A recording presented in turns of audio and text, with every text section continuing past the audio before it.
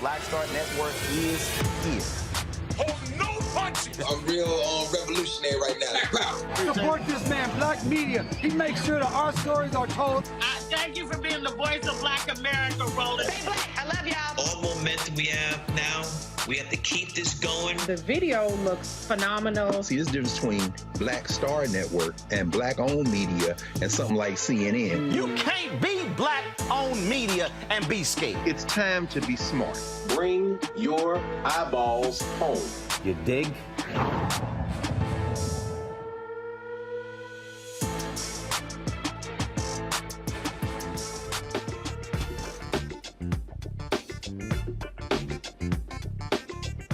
Today is Friday, October 21st, 2022. Coming up on Roland Martin Unfiltered, streaming live on the Black Star Network. Officials in one of Texas's most populous counties, actually, it's bigger than 5 states in America, is asking the Department of Justice to send federal monitors in response to Republican plans to send observers for the general election. I will talk to Harris County Attorney Christian Menefee about what Republicans are doing there. All charges get dropped against a Florida man accused of vote fraud. We'll talk to Desmond Meade, the executive director of the Florida Rights Restoration Coalition, about Florida's newly funded Office of Election Crimes, which is really a way for Florida Governor Ron DeSantis to target Black and brown folks. Remember that black man from Connecticut who ended up paralyzed in police custody? Well, all of his charges have been dropped. It's amazing how that happens after he's paralyzed. The January 6th committee that formally subpoenaed Donald Trump and his sidekick Steve Bannon is going to spend 4 months behind bars for defying his congressional subpoena, but is not in jail. The lawsuit filed by GOP-led state's attorneys seeking to block the student loan forgiveness plan of President Joe Biden. That crap got tossed by a federal judge. And Fox News' Tucker Carlson goes on a racist rant against Tiffany Cross and Joy Ann Reid. Yeah, I got something to say about that white nationalist Tucker Carlson. And why isn't MSNBC more aggressive in defending their 2 black female hosts? In our Education Matters segment, we'll discuss how an organization is helping schools and parents with children with learning differences thrive. Yo, it is time to bring the funk on Roland Martin Unfiltered on the Black Star Network. Let's go. He's got it. Whatever the miss, he's on it. Whatever it is, he's got the scoop, the fact, the find. And when it breaks, he's right on time and it's rolling. Best believe he's knowing. Putting it down from sports to news to politics. With entertainment just for kicks, he's rolling. It's on go, y'all. It's Roland Martin, Rolling with Roland now. He's funky, he's fresh, he's real, the best, you know he's Roland Martin now.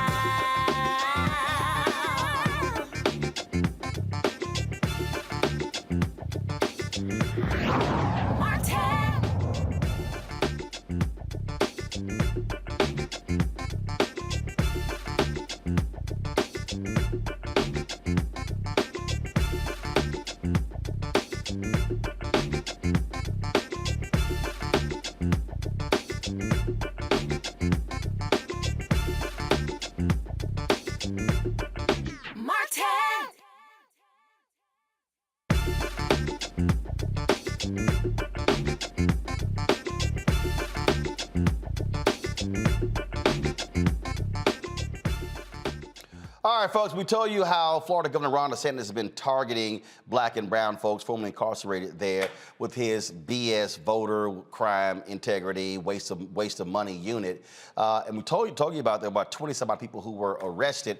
We showed you that video. You remember the video? Let's play it again. This is a video that was released, body cam video, where the police, I mean, they were apologetic literally in arresting individuals who supposedly voted illegally, even though the state said they could actually vote. Well, Florida judges set a precedent today by, guess what, throwing out charges against Robert Lee Wood. One count of voting as an unqualified elector and one count of making a false affirmation on a voter application. The judge dismissed his charges because the prosecutor lacked jurisdiction. The state alleged Wood registered and voted knowing he was ineligible because of a 1991 conviction. Wood said he did not know he was ineligible to vote because he received a Florida voter registration card. Under Florida law, individuals who exit prison, that's right, have their voting rights restored after leaving the system. Now, again, what you have here is Ron DeSantis trying to conjure up this whole idea of voter fraud. Now, if you want actual voter fraud, go to the Villages, a largely Republican community where there were people who were actually arrested for illegally voting. Desmond Meade, the executive director of the Florida Rights Restoration Coalition. He joins me now from Florida. I see you trying to sit here and have a studio. Look, your wife Shannon told you, stop trying to compete with me. But I see you trying to sit here and got your little lighting and everything. You got your upgraded camera. You know, you got your big old microphone. You need to get you a lavalier. So I see you, Desmond. I see you trying to keep up with a brother. How you doing, Roland? Or should I say Uncle Roro? That's how it is. Before we came on the air, I said, Henry, look at Desmond trying to keep up with a brother. I see with the whole look at the background, everything. You know, I see you. Y'all, for everybody watching, y'all don't know. Every time I buy some new piece of equipment, all of a sudden Desmond go buy it.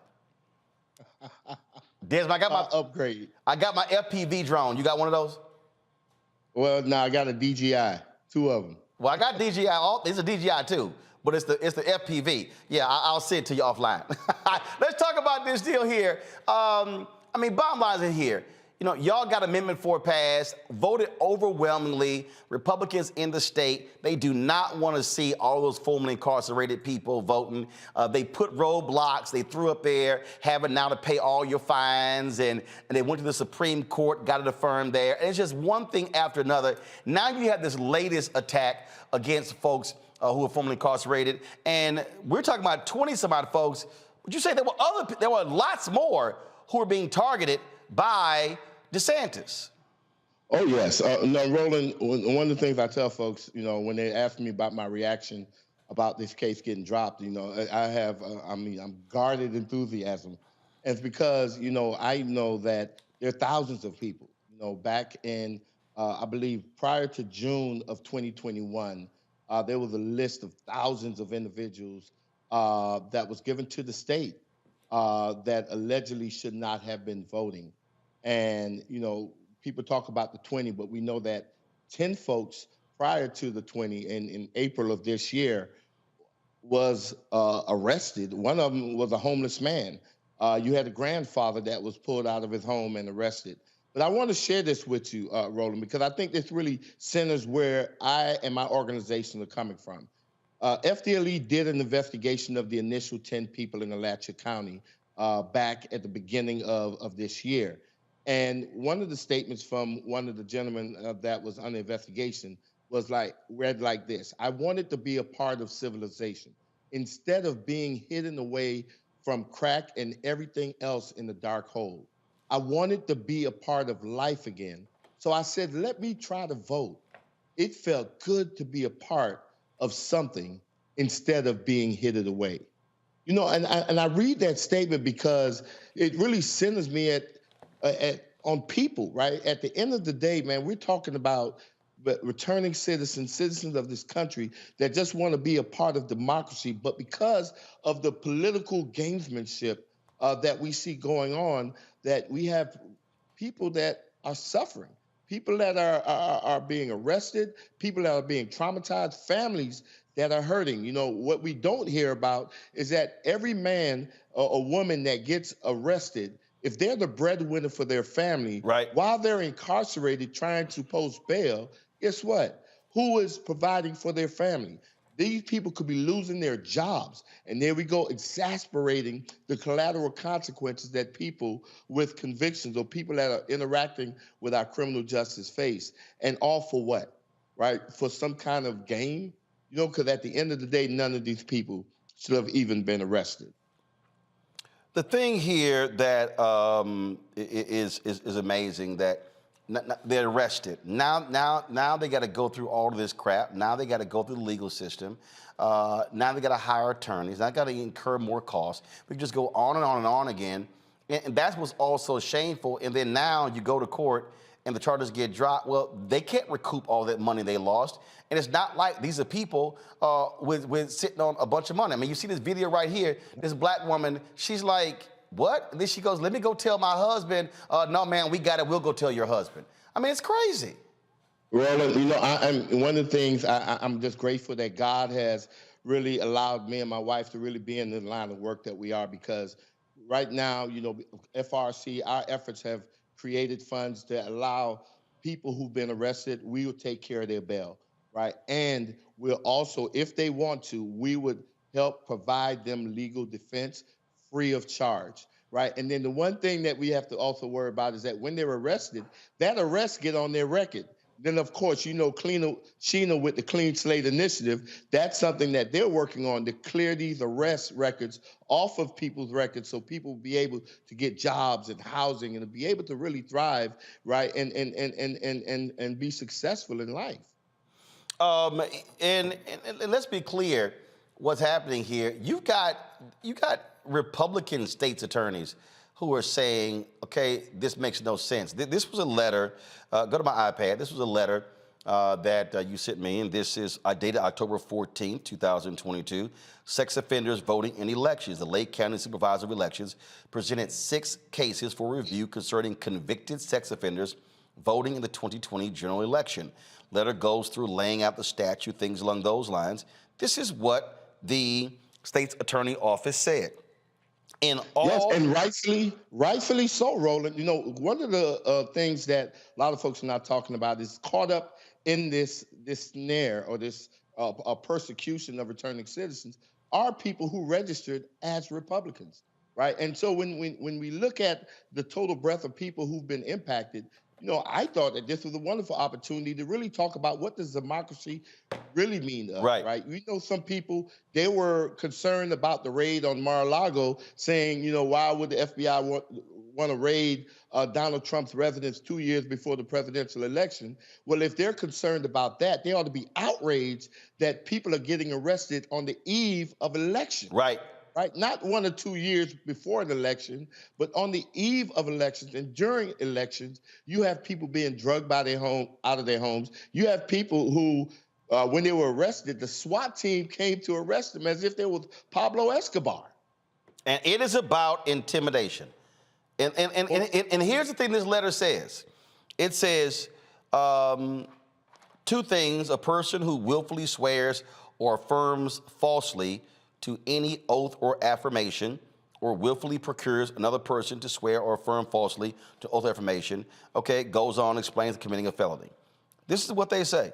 In all of the instances where sex offenders voted, each appear to have been encouraged to vote by various mailings and misinformation. Each were given voter registration cards, which would lead one to believe they could legally vote in the election. The evidence fails to show willful actions on a part of these individuals. Therefore, the state is unable to file charges. And this is not, from you, this is not a progressive state's attorney. That's right. This is a person that is following the law and not getting caught up in politics. You know, that gentleman whose statement I read, in his particular case, him and 9 other people, while they were incarcerated, was approached by the local supervisor of election that told them that they can vote, right? In one case, the supervisor of elections told one of the individuals that was incarcerated, give me your name, right? I'm going to run your name through the system. If you get a pamphlet from me, that means that you can register to vote. Guess what? A couple weeks later, what this man got? He got a pamphlet. So he registered to vote, and he voted, right? And then 2 years later, now the state is coming and attacking him when they ought to be attacking the system that is broken.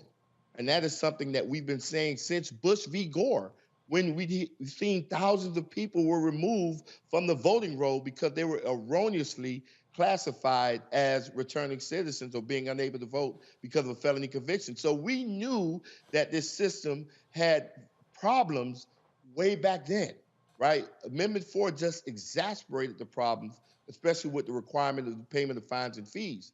But the system needs to be fixed. And before a state can take a person, American citizen's liberty, right? That's the thing that is guarded the most in this country, right? A person's liberty. Before the state can just haphazardly just take a person's liberty like that, they need to clean up their side of the street. They need to get their ends taken care of. They need to do their doggone job. Well, it's what this is, I think what those arrests are for is to actually scare the hell out of anybody formerly incarcerated to go, oh, you know what, I better not vote because, you know, I might get arrested. I mean, we see what Ron DeSantis is trying to do. Roland, that's one of the main reasons why I wanted to come on the show, because I understand that this may have a chilling impact on people, right? But I want to ensure anybody that's listening in the state of Florida, and if you have friends or family that's in the state of Florida, that the Florida Rights Restoration Coalition, I can tell you right now, right here, right, in living color, that we're standing with each and every one of them. That's why we started the bail fund that anyone could donate to. We're bailing people out. And that gentleman that had his case shop is because we arranged for him to be represented by a criminal legal defense counsel, right? And so we're fighting this tooth and nail. We're pushing back. And our message is that a person ought to do their due diligence to see if they're eligible. And if they truthfully, honestly, earnestly believe that they have the right to vote, that they should not let any of this prevent them from going out to vote. And if they think that they may not have the right to vote, at the very bare minimum, they need to get 5 to 10 of their family members and friends to turn out and vote on their behalf, right, in this election. Make sure that we're sending politicians a very clear message. Returning citizens don't scare easy. Desmond Meade, always good to see you, man. Thank you so very much. Look, we're going to be right here, again, letting people know about these issues because what too many of these Republicans are doing is that they don't want free and fair elections. They don't want to open the opportunities for everybody to vote. And this is all meant to have a chilling effect on the formerly incarcerated, the 1.4 million people in Florida. And it makes no sense whatsoever. And as you said, there are people who are formerly incarcerated who are registering as Republicans. So there's no assumption that all of these people are going to be Democrats. But what they're doing here just simply makes no sense whatsoever. And it's a massive waste of taxpayer money. Oh, of course, it definitely is. And, you know, it's a shame that this is going on now. You know, one of the things I said earlier was that, you know, you would expect people who we elected to office or appoint into certain positions to not try to manufacture excuses for a failed system or a broken system. What we expect these individuals to do is to develop solutions, right, to these problems. Not put the blame on citizens when the responsibility is really on the state. All right, then. Desmond Meade, I appreciate it, man. Thanks a lot. Thank you for having me. All right, folks. Again, another example of what Republicans are doing is in the state of Texas. They cannot stand Harris County. Why? Because Harris County has gone blue in many ways. And so Republican Governor Greg Abbott, Lieutenant Governor Dan Patrick, the Secretary of State, the thug Attorney General Paxton, they have been targeting Harris County. Remember, they battled them when it came to the voting changes they put in place during COVID. Now they're trying to send in observers to look at the vote in Harris County. Why? No reason whatsoever. Now Harris County leaders, Mayor Sylvester Turner, Judge Linda Hidalgo, they have sent a request to the Justice Department, Civil Rights Division, for federal monitors. In the letter, Harris County officials say they are concerned about the timing of the Texas Secretary of State and Attorney General's plan to send inspectors, election security trainers, and legal advisors to observe the election. Harris County is the state's largest metropolitan area. And of course, as I said, Democratic leaning. The changing demographics, Texas Republicans have made it harder to vote in the state, and this move adds to the restrictive measures to intimidate and add doubt to voters' confidence. The DOJ has not responded to Harris County's request. Joining us now is Harris County Attorney Christian Menefee, one of the signees of the letter. Christian, glad to have you on Roland Martin Unfiltered. This has been, and let's take people back for about 5 years. 2017, Republicans were so pissed off because Democrats were being elected countywide in Texas, countywide in Harris County and Dallas County, that they changed the law and they got rid of straight ticket balloting, straight ticket voting, all because of what happened in Harris County. COVID hits. Then they get upset about the changes put in place when it came to drive-through voting. It's like, oh, no, that's bad, which made no sense because literally if you can vote in your car, what's the difference between you getting out of your car and walking into a building? But it was all because of health and safety protocols. Then they went after Harris County because of drop boxes. And so one location in all of Harris County, and people don't understand, Harris County is larger than about 4 or 5 actual states in America. And so for a state, Roland, it'd be the 25th most populous state in the country. There you go. So this is a direct attack on Harris County because Democrats have been elected countywide in Harris County. That's exactly right, Roland. And really, you make the point perfectly. It's about context here. This is part of a pattern of state GOP leaders in Texas directly working to undermine election officials in Harris County and to cast doubt in the election processes. Back in 2016, you saw folks being elected countywide, and that really started in 2008 when President Obama first got elected. But the first midterm that we were able to win in Harris County was in 2018. And immediately, you saw the state of Texas stepping in, trying to undermine our processes. Of course, during the global pandemic, we expanded voter access in ways that people hadn't seen before. You had drive-through voting. You had 24-hour voting locations.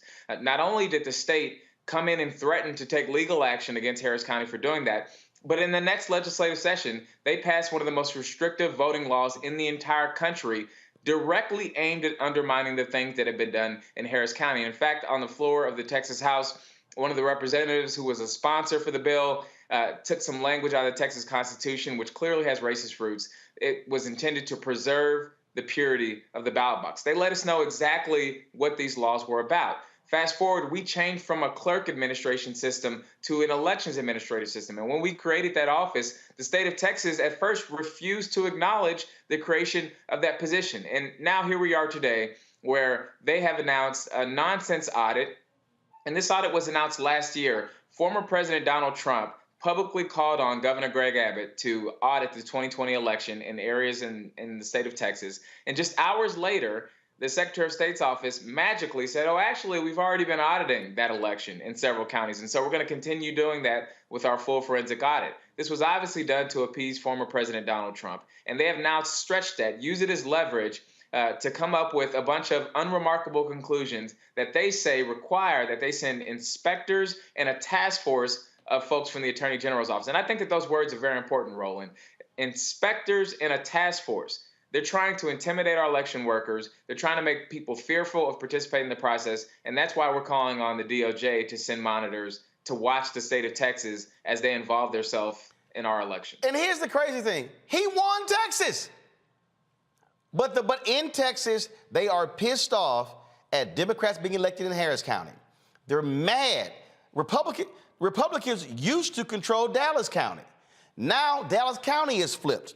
The sheriff, the DA, judges, they're angry about that.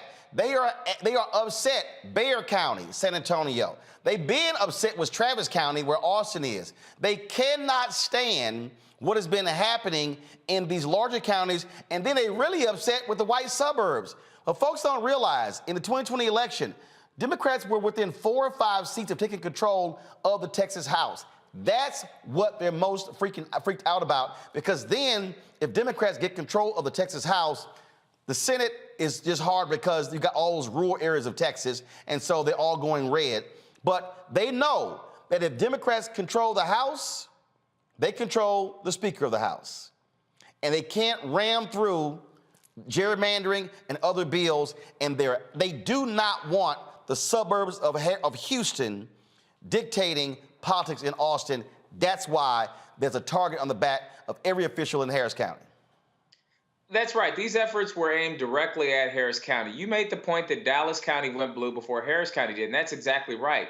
But what we've seen is the way that they have attacked Harris County and the Houston area has been unique to the state of Texas. It's nothing like anything we've seen in the history of the state of Texas. And I would argue that if you look at the mayor of Houston, an African-American man, Sylvester Turner, if you look at Lena Hidalgo, who was elected as the first non-white man, a young Latina who serves as our county judge. If you look at my race, I was the first African-American elected as Harris County attorney. The people who are in these offices look different and think different from the folks who run these states and this state. And that's why they've directed their vitriol towards our county. And they understand that the policies that we're implementing in Harris County are working.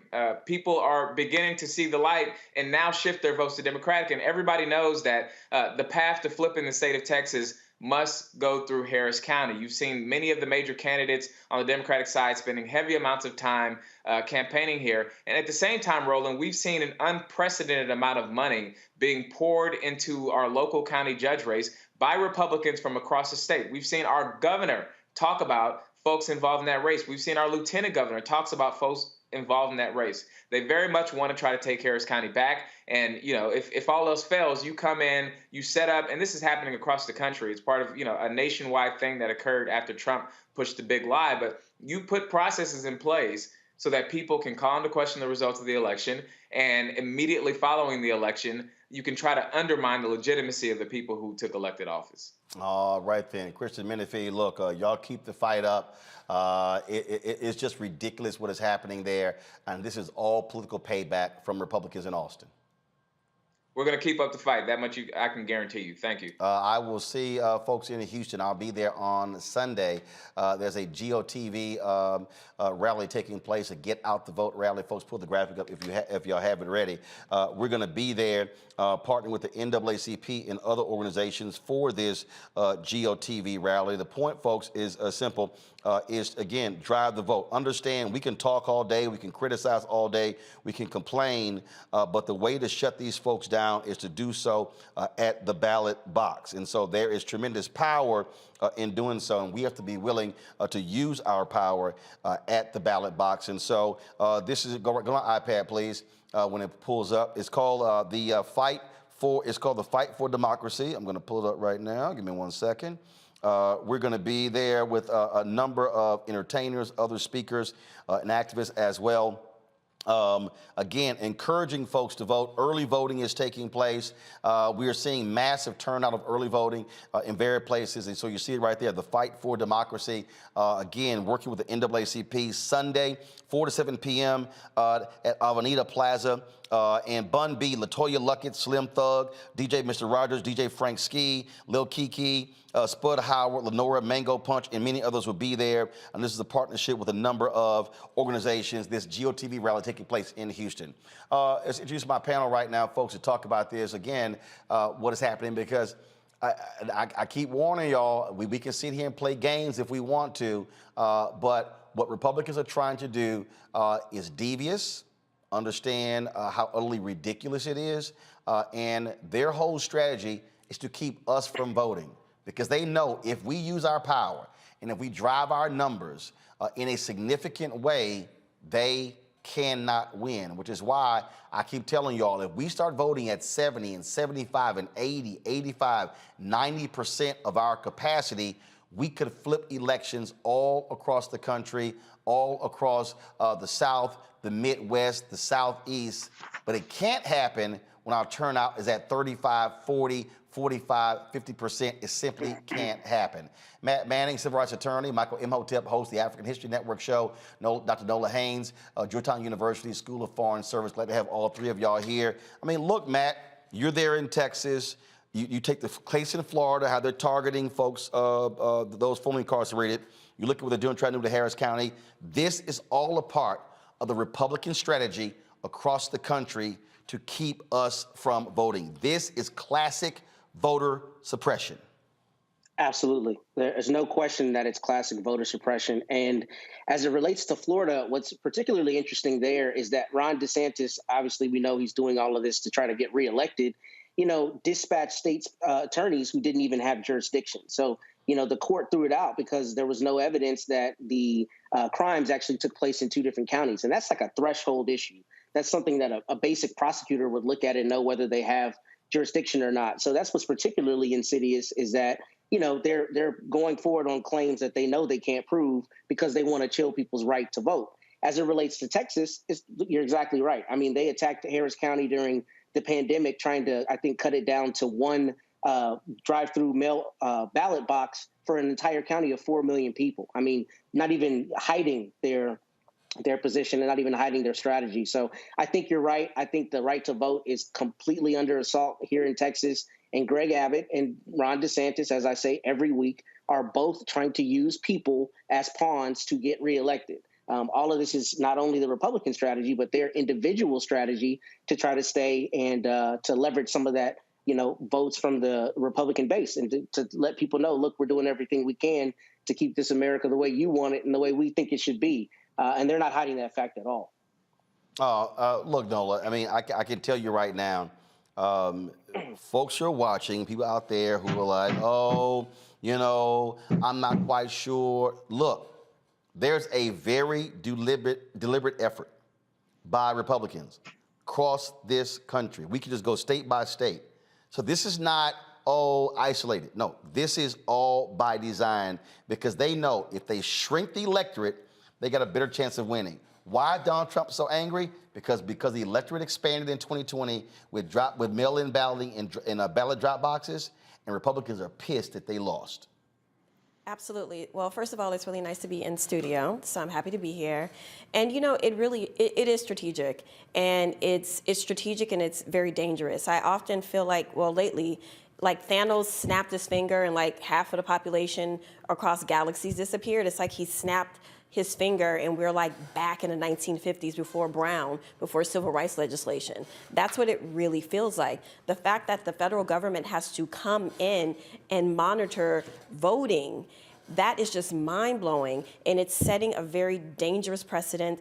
And, again, by design and strategy, it's to intimidate voters not to vote, especially when we think about the change in our country. It has been over time, but it's also been abrupt in many ways. You have people who just want to live their lives. They want to get up and go to work, enjoy their own time with their friends and their family. We weren't thinking about having to get up and marching in the streets to protect our voting rights. So there's this level of comfort that we've all been in, to now we're waking up to a very different world where we're not mobilized the same ways in which we were. So I'm really happy that event is happening that you're going to in Houston, but we really woke up and we're in a different time, and it's calling for different types of measures. And I hate to say it, we have to get out there and we have to continue fighting.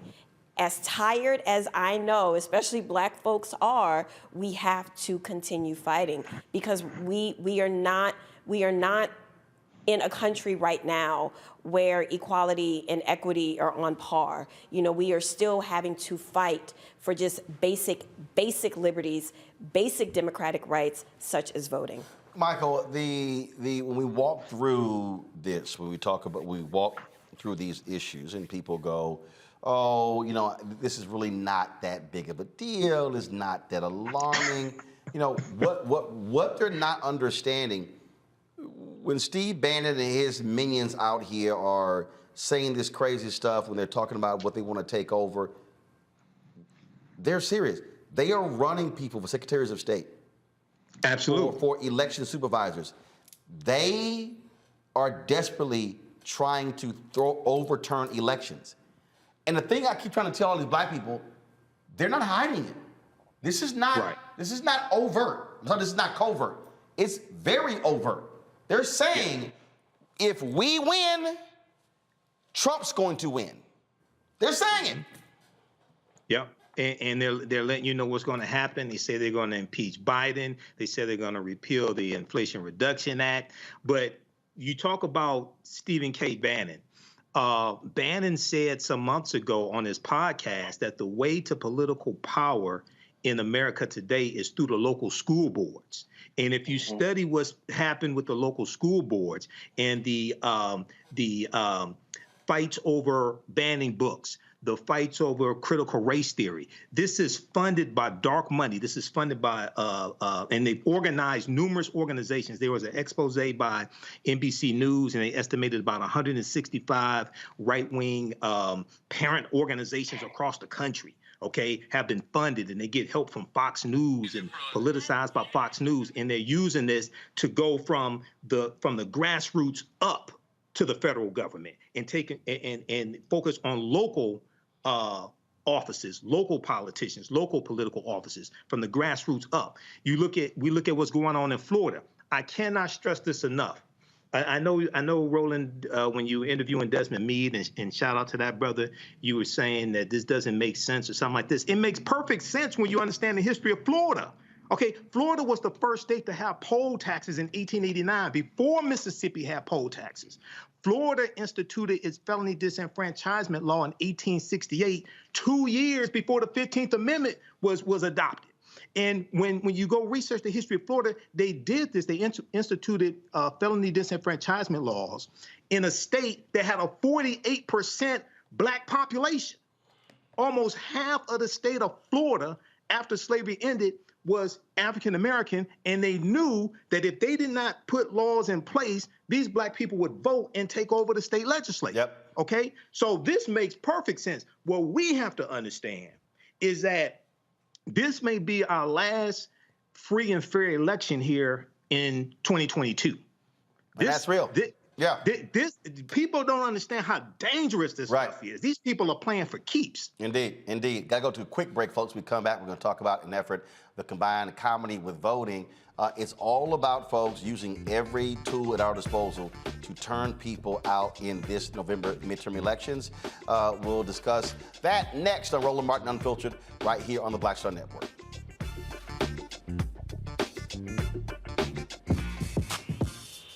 When we invest in ourselves, our glow, our vision, our vibe, we all shine. Together, we are black beyond measure. Welcome to Atlanta, one of the most expensive housing markets in America. But rather than help out, Brian Kemp cashed in. He made hundreds of thousands of dollars in real estate. His net worth skyrocketed. And while Atlantans struggled to stay in their homes, Kemp gave $10,000 tax handouts to the richest Georgians and a nearly $700 million no-bid contract to his campaign donor. Brian Kickback Kemp, making Georgia work for him, not you. When we invest in ourselves, we all shine. Together, we are black beyond measure. Hi, I'm Vivian Green. Hi, I'm Wendell Pierce, actor and author of The Wind in the Reeds. Hey, yo, Peace World, what's going on? It's the Love King of R&B, Raheem Devon, and you're watching Roland Martin Unfiltered.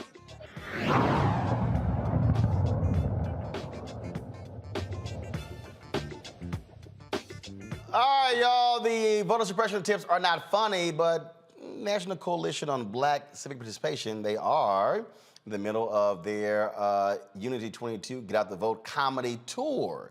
That's right, to engage voters in through laughter. Joining us right now is Melanie Campbell, President and CEO of the National Coalition on Black Civic Participation, as well as Michelle, the indie mom of comedy. They're in Pontiac, where they're getting ready for tonight's comedy show. All right, so how many places have y'all gone to already with the comedy shows? 4, hi Roland, 4 states and how many cities? This is our 5th city. Yeah. Gotcha. And so how have things been going thus far? And then so you have comedy shows, but what are you doing there? Is it a requirement that are they free? Or if you got to buy a ticket, you got to register? Explain what's going on. Hi Roland, the comedy nights are really for the organizers and activists. We're talking about how stressful it's been. So we are hosting these comedy nights to bring some laughter and some joy to the folks on the ground who are doing the hard work. And then we're joining them in their organizing. These are a lot of these are our state affiliates and partners for the National Coalition, but many is a coalition effort. And the whole idea, because we had heard from folks in the summer saying, look, we've not had a break in 6 years. It has been relentless. And it's part of the strategy is to get folks so tired that we can't continue to fight. So that's what the comedy nights are all about. And then we go out and canvas, knock on doors, and bring it. And yes, it is free. We're not charging anything, but to come and enjoy themselves so they can fight another day. And that is something that we're quite sure. You try to use culture in different ways. Right. And so Michelle, my Sarah here, Delta Sarah here, who has been our lead on this. And so Michelle, anything? So Roland, for us, we understand that there's a lot of apathy. Even for the people who are boots on the ground, they're tired.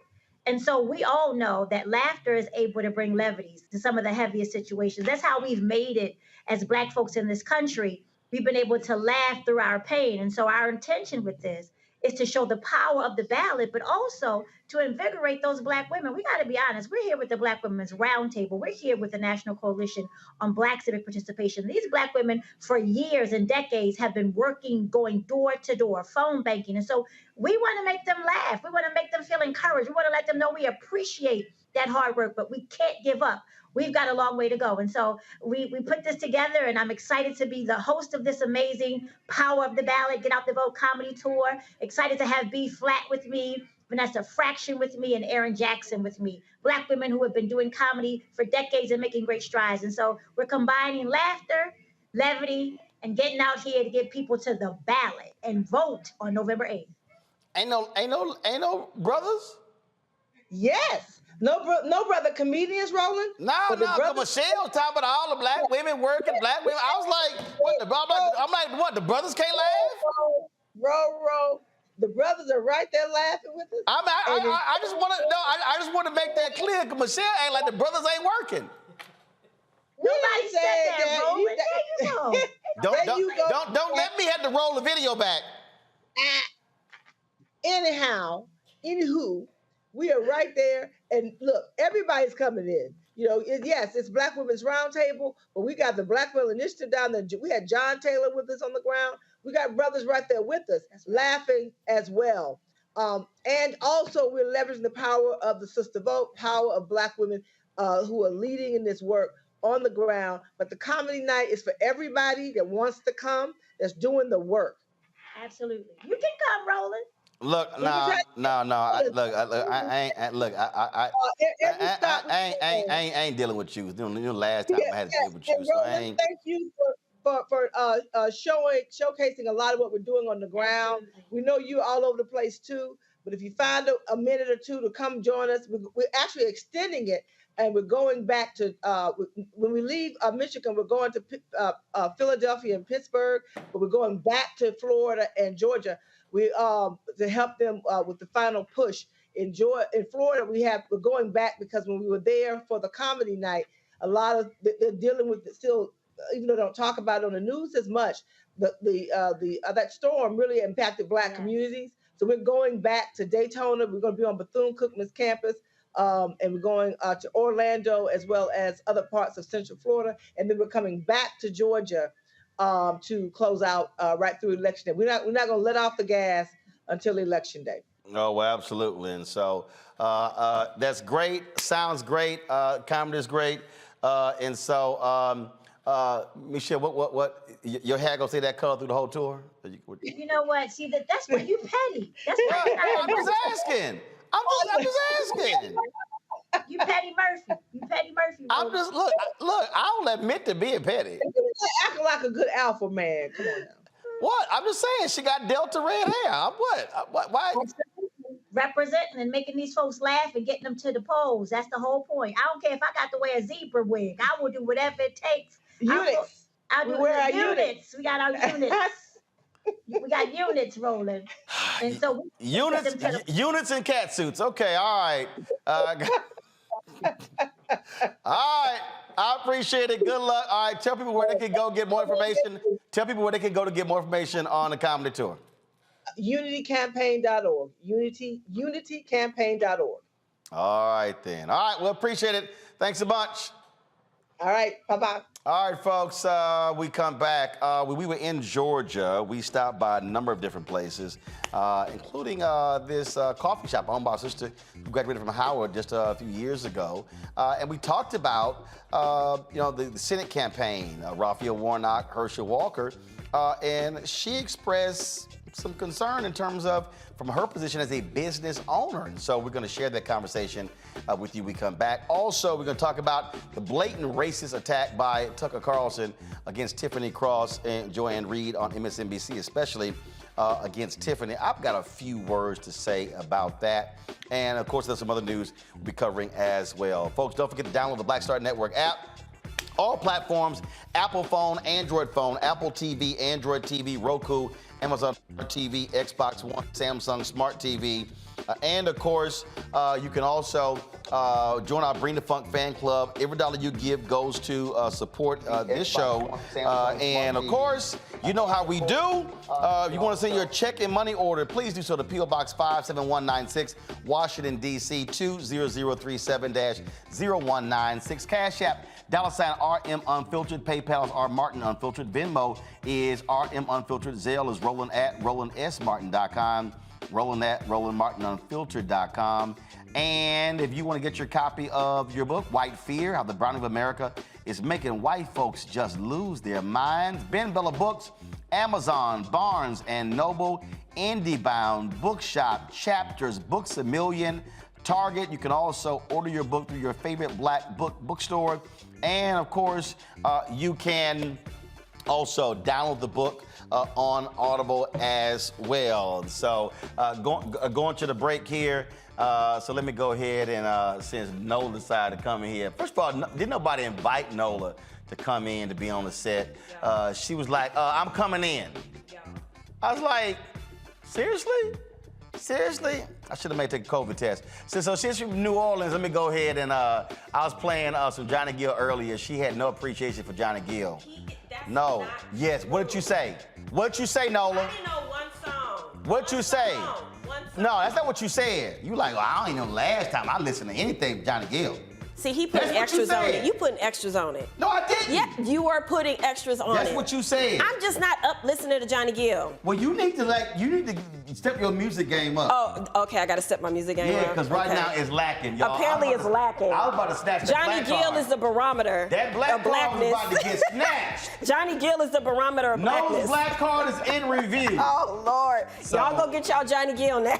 Yeah, y'all damn sure better go listen to my man Johnny Gill. So let me go ahead and go to break with this right here. So I guess, she'll wake up now. Since she coming to my Please show. don't play no Juvenile. You about to play She coming to sleep. 1, 2, 3, 4. All right, y'all. I'll be back to Roland Martin Unfiltered in a moment.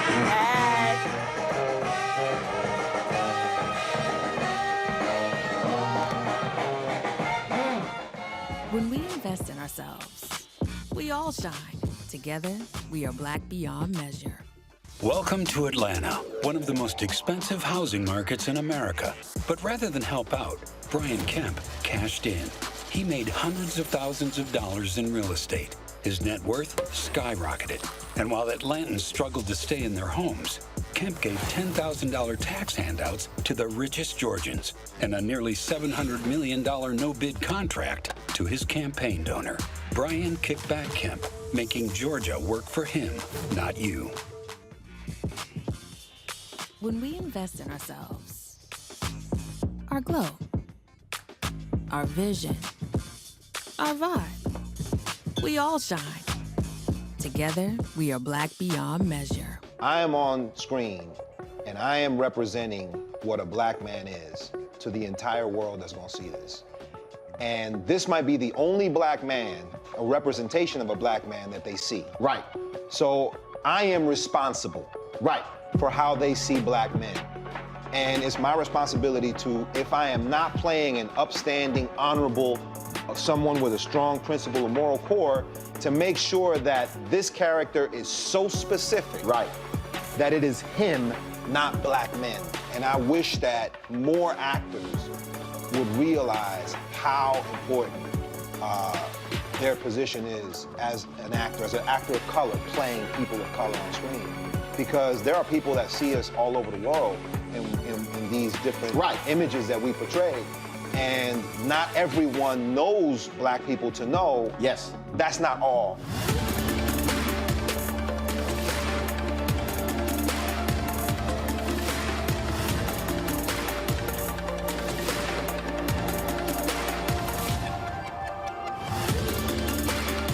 This is Judge Mathis. What's going on, everybody? It's your boy, Mac Wild. Hey, what's up, y'all? It's your boy, Jacob Lattimore, and you're now watching Roland Martin right now.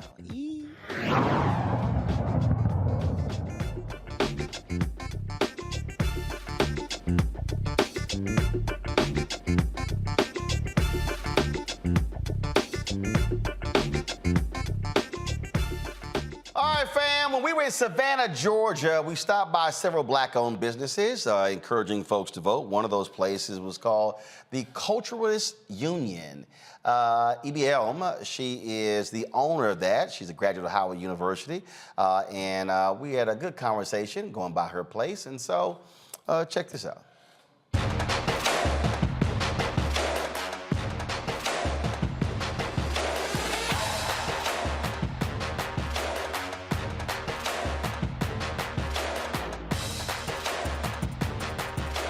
Hey, how you doing? Yeah. How's it going? Good. Hey, how you doing? This is the homeless LBM. Hey, how you doing? How are you? You all good? Yeah. Feel cool? Nice to meet you. All right, good to meet you. Yeah. I've actually met you before. Really? Yeah, at Howard University in 2019. All right. Came to the theater department, did a little work series there. Oh, it was a panel conversation. Mm-hmm. Yep. Yeah. Absolutely. Cool, cool. Glad you're here. All right, absolutely. Full circle moment. Oh, yeah. So how long you had this spot? Since Juneteenth. Okay. Yeah. Cool, cool. Yeah, it took us a minute, but we did it. Huh? I said it took us a minute, but we did it. Okay. Crowdfunded and. You crowdfunded? Yeah. Really? Yeah. So how much did you raise? About $175. Okay. Over 3 years. Uh-huh. And Carver State helped us reach our goal. So, black-owned business, black-owned community, been good. So how has it, so you said since Juneteenth of this year? Yes. Gotcha. So about 4 months. Yeah. Okay. Yeah, we creeping on 6 months. So how has it gone so far? It's been good. It's been a blessing. It's steady. So.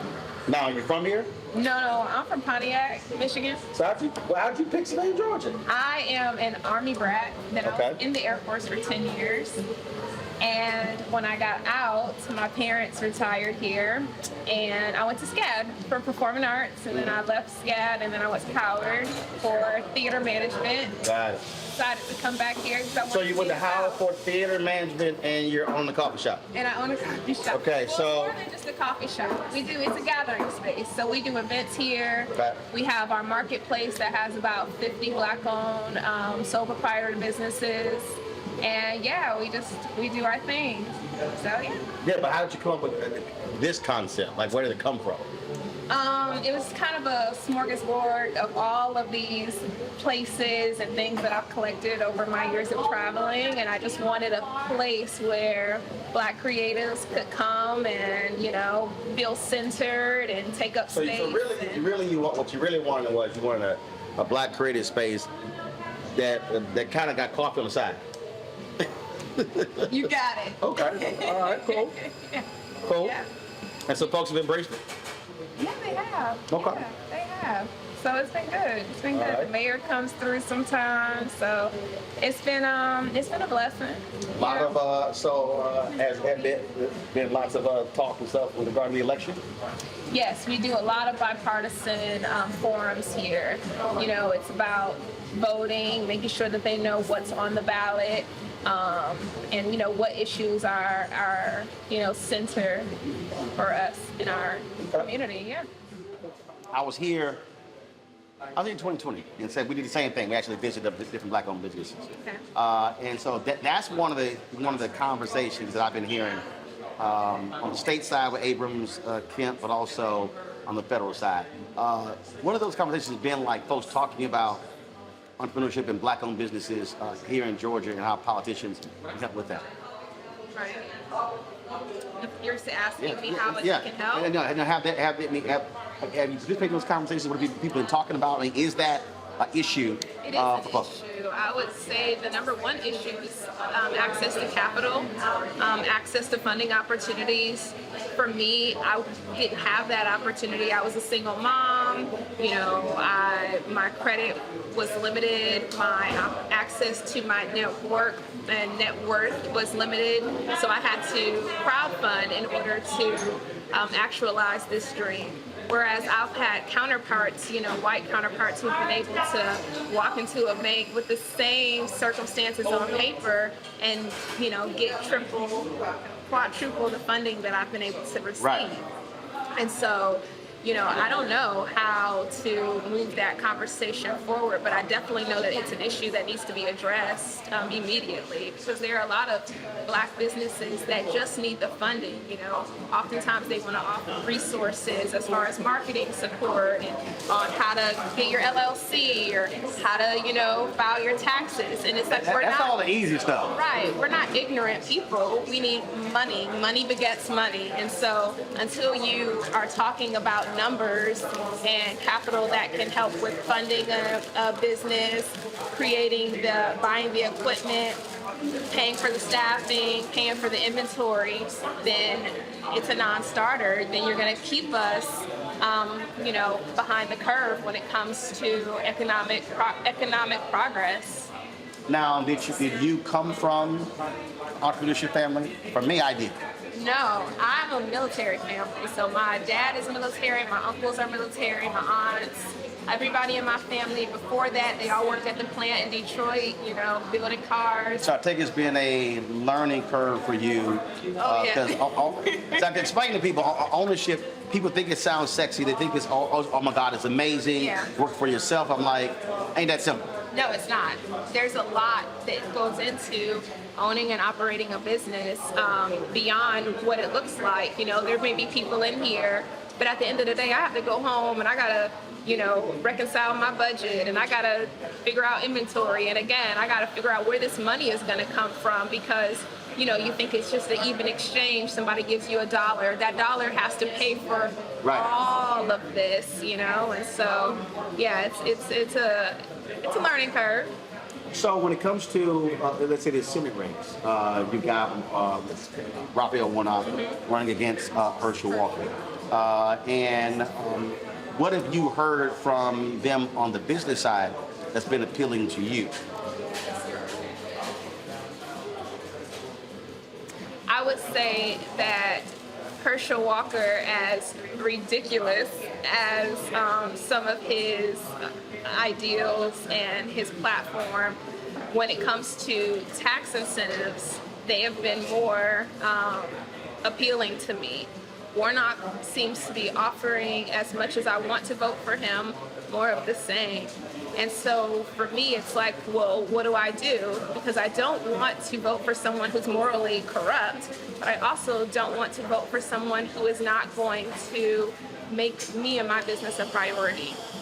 So it's one of those things where I'm just going to have to So you haven't decided? figure it out. I have not decided. And do you think that, because I've heard that from other folks as well, that, you know, it's on one hand, we have folks who talk about, oh my goodness, we've got all of these Black women who are starting businesses. We've got other African Americans who are starting businesses. But then what happens is when you're starting a business, you all of a sudden, you're not an employee. You're thinking like an employer. So you start looking at tax rates, start looking at pass-through, you start looking at, okay, am I keeping more of my money to grow my business? And what they don't tell you about that statistic about Black women, you know, creating more businesses, to be quite honest, most of those businesses are side hustles. There haven't been a lot of Black women who've been able to get capital funding from investors, less than 1%. There also hasn't been a lot of Black women who've been able to grow businesses outside of the six-figure range. So you have But it's not just Black women. Right. I mean, like literally, Right. pre-COVID, there were 2.6 million Black-owned businesses, 2.5 million at one employee. Exactly. And the average revenue is $54,000. The average revenue doesn't even cover a household. Right. And so what are you supposed to do when you need to pay for the things that you need to pay for, when inflation is at an all-time high, when you can't afford to grow your business because you can't afford to pay someone? Right. You know, so there's all of these nuances, but they just want to say, oh, Black women are killing the game. Yes, we're innovative. On paper. Yes, And we're doing it. And that's what I keep telling people. That's on paper. But until it sounds great. Right. Until you go on and like, hold on, let me actually look at the data, and then it's a whole different conversation. Right. So until the numbers make sense, until we're actually talking about some ceiling breaking numbers, some numbers that actually can fund and support a family, then we're talking about side hustles. So I'm gonna go back to the point you just made about businesses, because somebody watching may say, "Oh my God, that makes no sense." And when you look at all these other issues. But when you're an owner, and again, I think a lot of people don't understand what that means. That means your business is the center of everything. It drives all aspects of your life. It does. And so I won't say your children are a priority. I won't say a spouse is a priority for owners. But in many ways, the business is the priority because it feeds everything. It feeds everything. And oftentimes, especially for first-time business owners like myself, your personal credit is wrapped up in the business. Yep. So when it comes to home ownership and you bought a business, that's a whole nother conversation. Or if you need, an emergency happens or payroll happens, that's coming out of your personal funding. Yeah. Because your personal credit is a part of that conversation. Right. And so I just don't think that people actually realize the nuances that comes with business ownership. So what would you want to hear more from Warnock on as it relates to appeal to you as a business owner?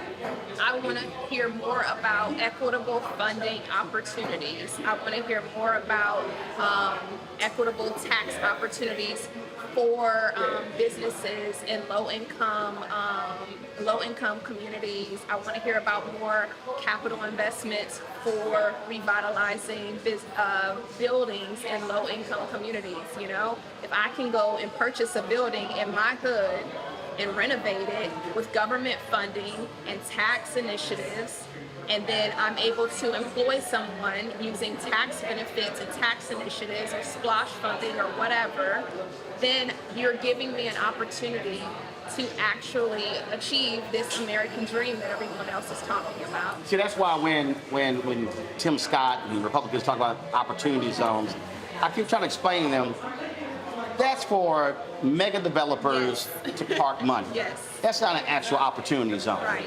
To me, what you just described is an opportunity zone. That is, or as I think about, I've covered City Hall, tax increment financing districts, where the money actually stays in that. What you're talking about is, so imagine if this was a TIF or you had funding mechanisms set up to say, all right, we're going to encourage people to open businesses in this location, in this corridor. And then giving us access and first dibs too, because oftentimes they will say minority, and then that will feed into white women, or right. that will feed into LBGT, gay men, and not taking away anything from them. But your point about MWBE, right? Because really, when it started, it was supposed to be black. Right. So, like for me, I'll tell you, one of my biggest dreams right now is to open up another one of these coffee shops near SSU, Savannah State University. Savannah State University is an opportunity zone on Waters. I would love to be able to acquire a building, have the resources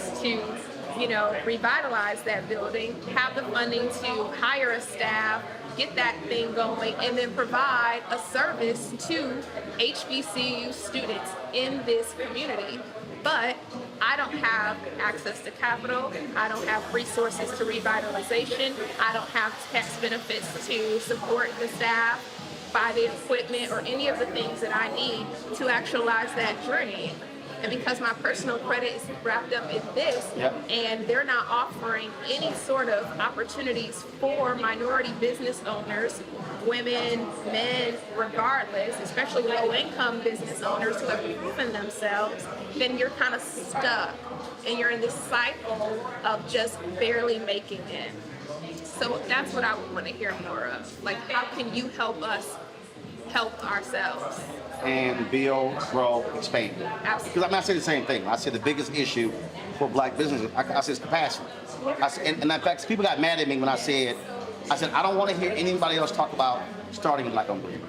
Like, oh my God, what do you mean? I said, No, I'm talking about you have to grow them. Grow it. I said having a bunch of businesses is one person, and you're right, it really is a side hustle, as opposed to having 5, 6, 8, 10 employees. Like so, for instance, when you, how many employees do you have here? I have 4. Got it. And so when you started, that's what you started with? No, I started with me. Got it. And I still work behind the bar. Right. You know, my employees are part-time because, again, I can't fund a full-time employee. Right. I can't fund a manager. So not only am I, you know, the manager of this marketplace, which is an entire different business, I'm the manager of the event space that we hold, which is an entire different business. And I have to be behind the bar because, again, the resources just aren't there. Right. You know. Right. So until you're driving revenue, Right. at the end of the day, you've got to do all of those jobs. Again, and that's what I try to explain to people. That's the unsexy part about entrepreneurship. Again, this notion that you own it, you could just chill and relax, just direct people. I'm like, nah, that ain't it. I'm not there yet. I don't know. Maybe one day, you know, as we grow and as we, you know, acquire more. But right now, you know, I'm in the hustle. I'm in the fire with everybody else. So. All right. Sounds good. Yeah. All right. Well, I appreciate it. Thank you. All right. Thanks a bunch. Thank you. You know what? When it comes to these elections here, folks, what you're looking at is choices that voters are making. And the thing here, Michael, that if you look at data here, what's happening, and you got people like you got a lot of Republicans out there who are ecstatic. They think that it's trending in their favor. The folks out here predicting it's going to be a major red wave. You've got Morning Joe going on and on and on today saying that old Democrats, progressives are ignoring voters when it comes to crime, how all of a sudden crime is like the dominant issue. And no, crime is a dominant issue because Republicans have been lying about it. You had the district attorney who was recalled in San Francisco, and the folks were like, oh my God, crime's out of control. Yet when you look at the actual stats, it actually wasn't. Right. Same, you know, and so now same thing, and so we're seeing what's happening. And so one of the things that I think often happens is that Democrats allow, and we discussed this the last couple of nights, Democrats too often allow Republicans to set the parameters of the debate. And so then the debate is on those issues. So now it's, oh no, and then media goes, well, you know, the focus, everything is, you know, the voters care about crime, they care about inflation, they care about gas prices. Well, here's a perfect example. How many media outlets bitched and moaned when gas was going up, yet when gas prices fell for 99 days, no one talked about it? Right. For everybody who's watching, how many live shots happen on local TV stations, on network TV stations, showing gas prices falling? Mm-hmm. But all the stories were on gas prices increasing. And so we can't act as if media doesn't play a role in shaping the narrative of what people are talking about. Yeah, media plays a role, and I saw Morning Joe this morning, and Charles Coleman did a good job for an Omega. He did a good job of really articulating how crime becoming an issue in a campaign can be racialized. And he really took Joe Scarborough to task on it as well. He did it. It was a textbook analysis of how he did it. But what's happened is something that many analysts predicted was going to happen. Dark money has come into the campaign, and when we see these races tightening in Pennsylvania, in Wisconsin, these Senate races, we see that Republicans have spent over the past 2 or 3 months, something like that, right around dealing with crime, about $240 million. Washington Post had an analysis on this a couple of days ago. And we see things like in the Georgia gubernatorial race, we see ads of Stacey Abrams with her complexion darker. We see ads of Mandela Barnes in Wisconsin, who's running for governor of Wisconsin. He's lieutenant governor now. And Senate. He's running for the Senate against dumbass Ron Johnson. We see ads where his complexion is darker.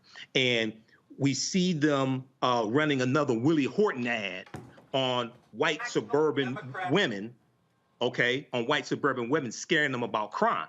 And Democrats should have seen this coming. Yes, abortion is a huge issue, but it ain't the only issue. Right. Two things that Republicans have been focusing on this past month to 2 months is inflation and crime. Inflation and crime. And you notice how critical race theory has disappeared. Yes. See, again, which we all knew was total bullshit when it happened. Go ahead. Exactly. So these last 18 days,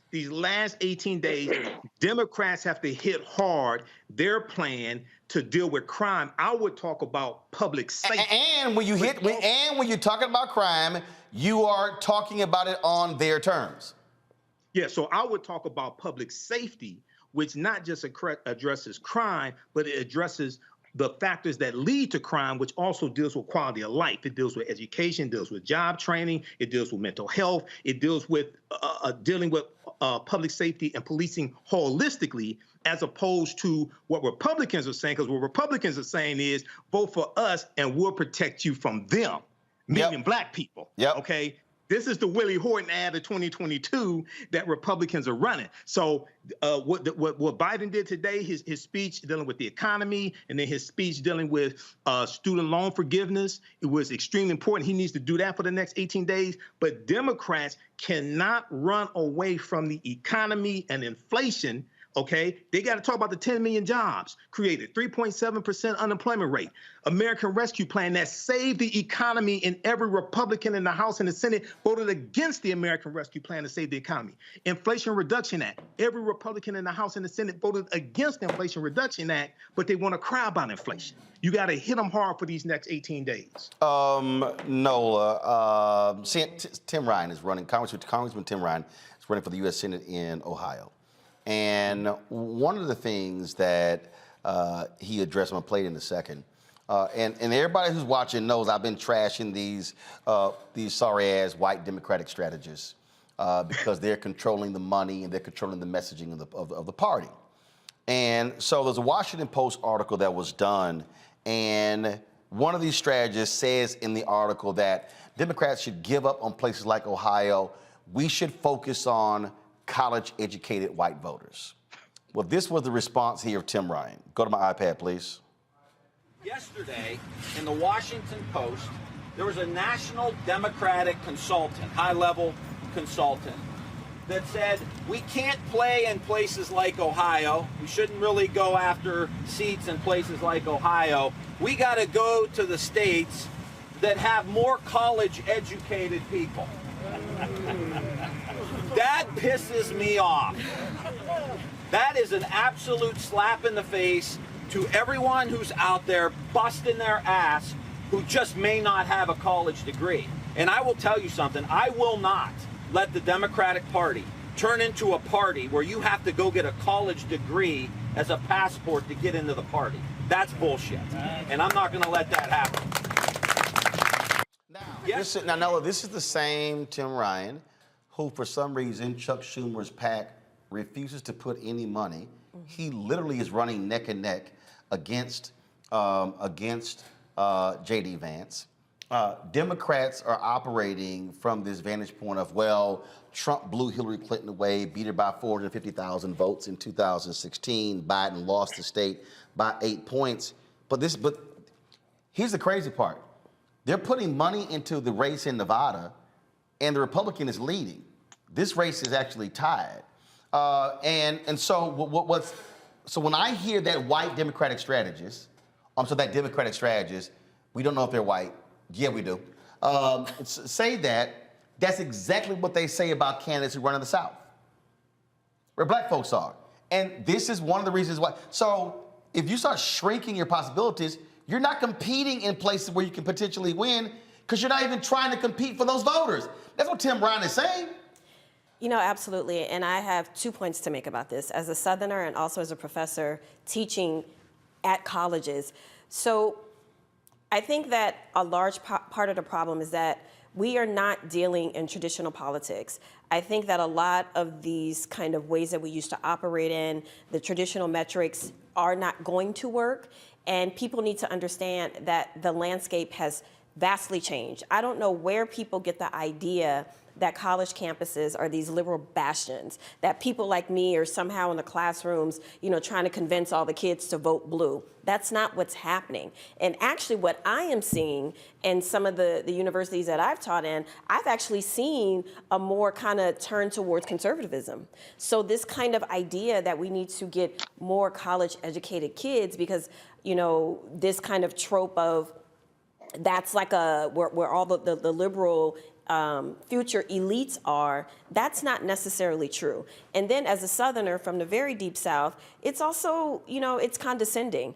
And it's not only condescending to someone like me, but it's condescending to maybe one of my cousins who literally, work on a bayou and fish for a living, because they internalize it. They're like, well, they're not for us anyway. They're not thinking about us anyway. So why would I even care? First, to go out and vote during midterms when it's always historically low. And then secondly, why would you want to give somebody your vote when they're not even interested enough to target you in a positive way, to actually go after your vote as if it has value? So, those two things alone tells me that we're not always playing on the same field, because like you mentioned earlier, the bullying and the messaging, which is why it's always louder, which is why it's always dominant. We're sticking to traditional politics in terms of metrics, in terms of going high when they go low, stats, versus narrative. But I think that we do need to roll up our sleeves a little bit and get a little dirty and get a little muddy, because I think actually this is what a lot of younger voters are wanting from the Democratic Party too, to be quite honest. When we do talk about domestic politics in my classes, this is the feedback I am getting from Gen Z. This is what they are saying. Let's roll up our sleeves a bit and let's get a little muddy. The thing here, Matt, that I keep saying to folks, and that's why I call out these white Democratic strategies the way I do, is because they collecting checks. They're gonna move from campaign to campaign, and they're kind of like, yeah, whatever. But see, the other thing is, the reason they really like those white college-educated voters, they don't want to work. These white Democratic strategists, they also don't want to spend the money going into black neighborhoods, Latino neighborhoods. They don't want to go into barrios. They don't want to go into ghettos. They don't want to go into low-income areas. They want to stay safe, run some ads, run some TV ads in the suburbs, and run these nice, wonderful, neat campaigns. They don't want to get down and dirty and gritty. And so that's why these folks must be called out and challenged, because they also, unfortunately, they're the ones who are controlling the checkbooks in the Democratic Party. And this is why this is why they lose. They lose because the best way to lose is not to fight for votes. Yeah, and I think this is exactly right. I think it's as big a strategic blunder as you can make, particularly because we've seen so much populism from Trump and his cronies in the Republican Party. I mean, this works directly against your interest if you alienate people who might otherwise be able to come over to your cause by saying, if you're not college educated or you're not of the ilk of the people that we want, we're not going to appeal to you. That seems to me to just be per se a strategic blunder. But on top of that, to your point, I mean, I think Michael said this earlier, Republicans are playing for keeps. Democrats are playing for likes. The Republicans are playing for keeps. We see that time and time again. So obviously the people who are in the strategy positions and who control the purse strings are not making some of the smart decisions. Case in point, here in Texas, I saw just yesterday, I got an email that Jessica Cisneros is running against Henry Cuellar, and the DCCC is paying Henry Cuellar despite his conservative leanings and the things that he's done, showing that he's not really, for the Democratic cause. So, I mean, I don't even understand some of the decisions they're making behind who they're backing and who they're not backing, including the sister that you had on from Florida last week, who said that they are choosing a different race despite hers being very competitive and having a big number swing that could mean that that district will go to her. So with that being said, it just seems like these strategists have heads in the sand, particularly because the trend right now with the populism on the Republican side seems like that's the last card you want to play, is appealing only to college-educated liberal folks. Yep, absolutely. That's what's going on. All right, folks, hold tight 1 second. When we come back, our Black and Missing. Also, Tucker Carlson shows his racist, misogynistic attack on black women last night. Yeah, I got a few words to say about that. But also, why isn't MSNBC and NBC being more aggressive at protecting their own? Yeah, I'm going to speak on that next. You're watching Roland Martin Unfiltered on the Black Star Network. Hey, on YouTube, y'all watching, stop sitting on y'all asses, hit the like button. It's damn near 3,000 of y'all watching. We got less than 1,000 likes. Can y'all explain why? Y'all love commenting. Hit the damn like button. It ain't hard. Click, move on. It's free. Like, literally, it doesn't cost a dime to hit the like button. Hit it. So when I come back, I should see us up to around 12, 13, 1,400. No, damn that. We should be at 1,500 likes, okay? So hit the button. Same thing on Facebook, on Twitch, on Instagram, and same thing on the Black Star Network. Hit the like button, hit the share button as well. Download our app, Black Star Network, Apple phone, Android phone, Apple TV, Android TV, Roku, Amazon Fire TV, Xbox One, Samsung Smart TV. Join our Bring the Funk fan club. Send check-in money orders to P.O. Box 57196, Washington, D.C. 20037. Come on, let's go. Washington, D.C. 20037-0196. Cash App, $RM Unfiltered. Y'all sleeping there. PayPal, R Martin Unfiltered. Venmo is RM Unfiltered. Zelle is Roland at RolandSMartin.com. Roland at RolandMartinUnfiltered.com. And of course, buy the book White Fear: How the Brown of America is Making White Folks Lose Their Minds. Ben Bella Books, Amazon, Barnes & Noble, IndieBound, Bookshop, Chapters, Books A Million, Target, and of course, you can also download the book on Audible. You can also get it from your favorite black bookstore as well. And so what am I gonna play going to the break since Nola's in here? Seriously bugging a brother. Sitting. Yeah, let me tell you what Nola did. First of all, Nola came in here and you know what's about to visit your house? Nola, one of them black folk come visit your house. She's like, why you got the music all the way up? I can't hear. And then she's like, are you burning candles in here? And I was thinking, is there anything else? Like, I'm listening to your lies. Go ahead. no, I'm just saying. I mean, is there anything else you want me to not do that I normally do since you here? Didn't nobody say nothing about that ashy candle that you burning? Didn't nobody say nothing about it? Isn't that the name of the candle? Collins, ashy candle. It smells good. But I'm just saying. I sat here and mind my business. No, I was you taking my notes. You made fun of my pen and paper. You like commenting on. Y'all, then she gonna say, why you gotta have all of my pads? I didn't do all that. Yes, you did. I didn't do all this. See, this is what, right here, next time Nola comes in the studio, I want cameras rolling the entire time so we can roll back so y'all can see, y'all, this is how it was. Lies. Y'all, come on, no, like, why you got all of my pads? Lies. Why you got all of my I did say that. Yeah, you No. I said. Now she's what admitting. I said was, how many iPads do you need is what I said. That's exactly what I said. But the rest are lies, y'all. I told y'all. Mentira. This is what happens when certain black people come to your house and they want to start telling you about your house. Your house. I was minding my business, y'all. Minding my business. That's all See, I I see. See, now, because see, y'all be hitting me when you bring the panel back in studio. Exhibit A. Exhibit A. Mama, don't listen to this man. Exhibit A. Right, even your mama watching. Your mama texts you. Mama said, well, I like rolling top. I like rolling top. See, I'm always good, y'all, because I always got the mamas on my side. And so when the daughters and the sons get out of line, I can always count on the mamas to cuss out the daughters. Not cuss out. You know you got a line. Mama gonna, your mama gonna give you. Where your mama from? New Orleans, Louisiana. She gonna hit your ass with a root. She gonna hit you with a root. All right, y'all. I gotta go to a break. Let me listen to my man, Willie Hutch. I'll be back.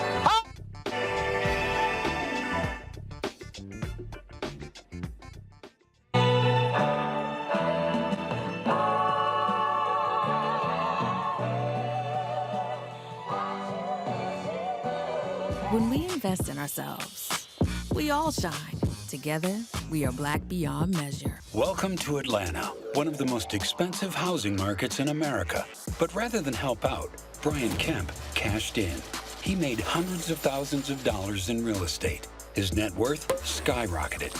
And while Atlantans struggled to stay in their homes, Kemp gave $10,000 tax handouts to the richest Georgians and a nearly $700 million no-bid contract to his campaign donor. Brian Kickback Kemp, making Georgia work for him, not you. When we invest in ourselves, we're investing in what's next for all of us. Growing, creating, making moves that move us all forward. Together, we are Black beyond measure. Hatred on the streets, a horrific scene, a white nationalist rally that descended into deadly violence. White people are losing their damn minds.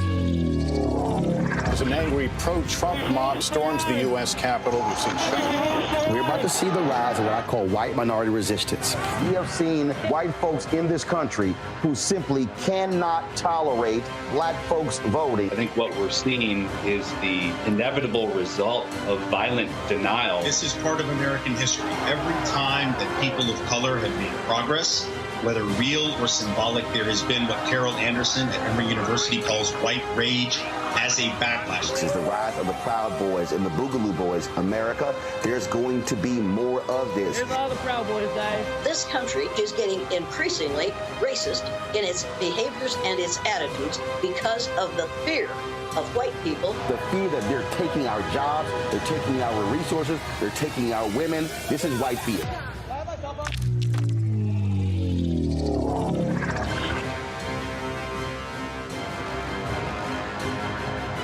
Libraries empower the community with education. Liberia Economic Development Initiative, LEDI, is hosting the International Life Changers Awards and Liberia's bicentennial to celebrate LEDI building the country's first modern public library and technology center. Join event host Roland Martin. Our honorees, Reverend Dr. Jamal Bryant, Zernona Clayton, Thomas Dorch Jr., Dana Lupton, Dr. Tammy Graysteele, on October 29th at the CNN Center, Atlanta. There are no public libraries in Liberia, but together we can change that. Get tickets at ledinow.org.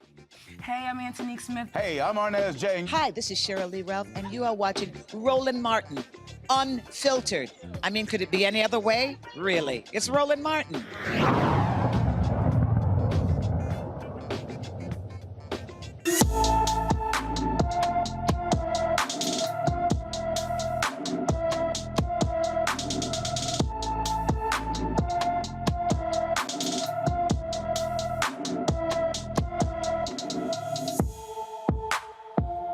Cami Ramirez Quevedo has been missing from St. Joseph, Missouri since September 30th, 2022. The 25-year-old is 5 feet 3 inches tall, weighs 120 pounds, with black hair and brown eyes.